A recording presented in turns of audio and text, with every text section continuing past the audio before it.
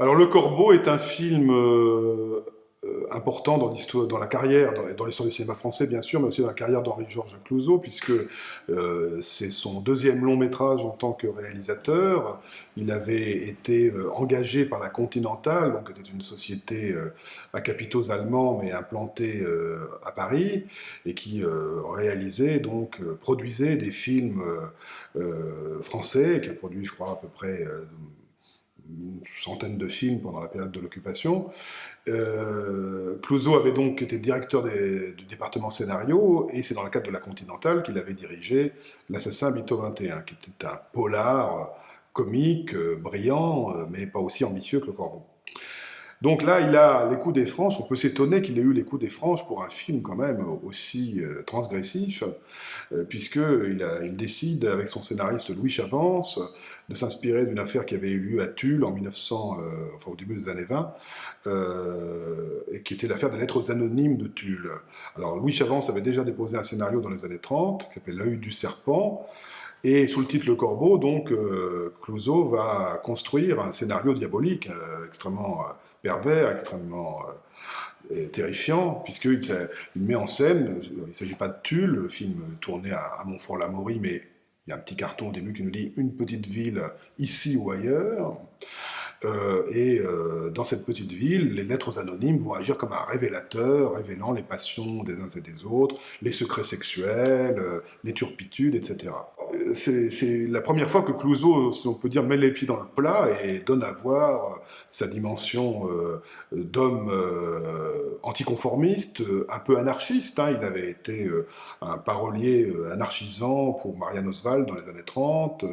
Il vient plutôt de là, Clouzot. Hein. C'est plutôt un homme de gauche avec cette tendance comme ça libertaire.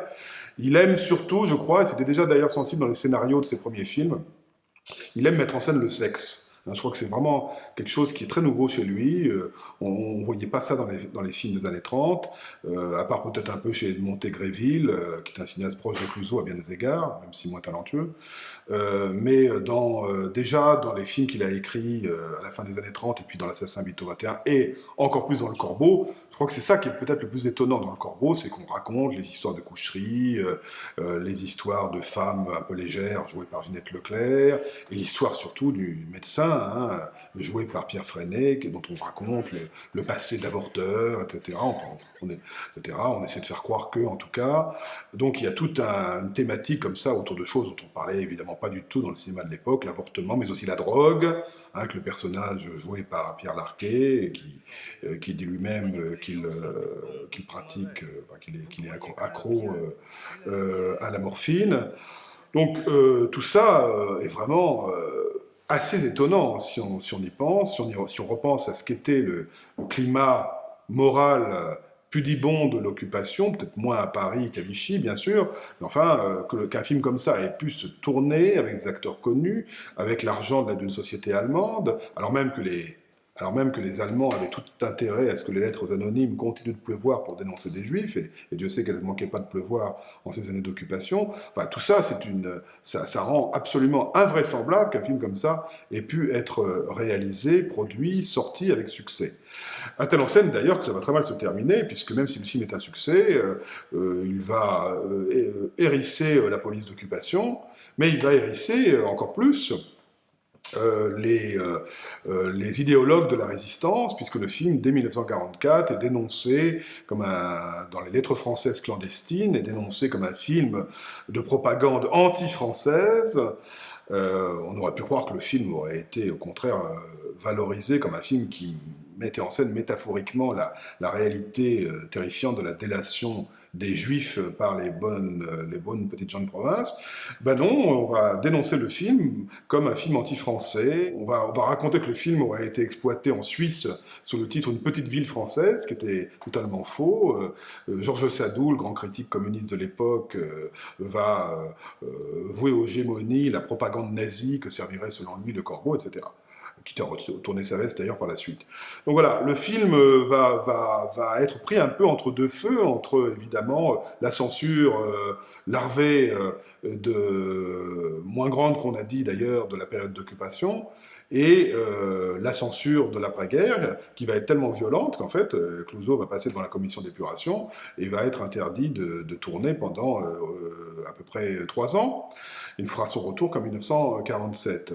Alors, aujourd'hui, avec le recul du temps, on peut peut-être évidemment être un peu perplexe sur le fait que Clouseau ait travaillé aussi régulièrement à la Continentale avec Alfred Greven, qui en était le patron éclairé, certes, mais enfin, on voit bien que Clouseau, à ce moment-là, a bien vu où était son intérêt et a su se servir, évidemment, de ce contexte troublé pour s'imposer en tant que metteur en scène. Mais il n'est pas le seul, c'est le cas aussi à la même époque d'André Cayatte, de Christian Jacques, qui avait beaucoup tourné pour la Continentale, ou ailleurs, ou pour d'autres sociétés, de Robert Bresson, de Claude Autant-Lara. C'est un moment où les grands cinéastes, les grands aînés du cinéma français étant partis à l'étranger, ça a permis à quand même pas mal de jeunes metteurs en scène de faire leurs premières armes. On peut effectivement s'interroger sur une certaine perversité qu'a Clouseau à s'installer dans ce système évidemment très corseté, très contrôlé du cinéma de l'occupation pour y faire un film aussi transgressif.